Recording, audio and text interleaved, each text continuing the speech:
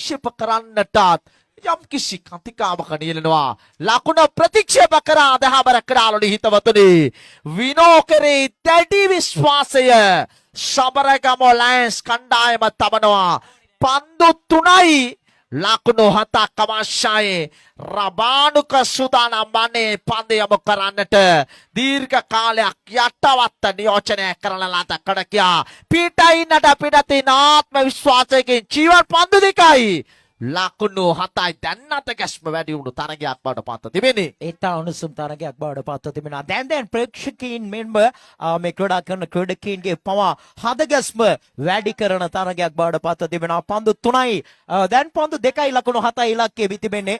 ඔව් ලකුණු ප්‍රතික්ෂේප කළ අපේ ක්‍රීඩාවල මිතුරුනි. පන්දු 2යි ලකුණු 7යි. ඔව් ලකුණු ප්‍රතික්ෂේප කළා අපේ පන්දු තුල.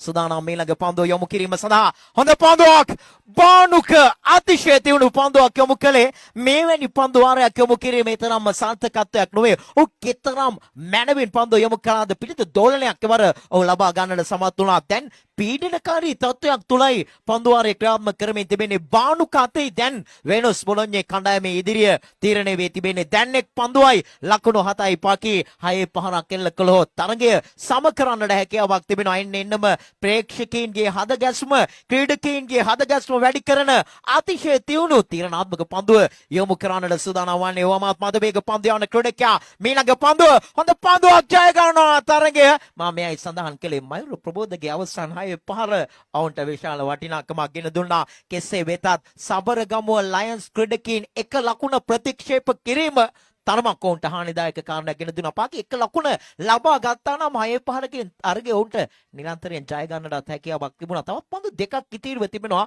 ඔවුන් අනික් ක්‍රීඩකයා පිළිබඳව විශ්වාස කරන්නට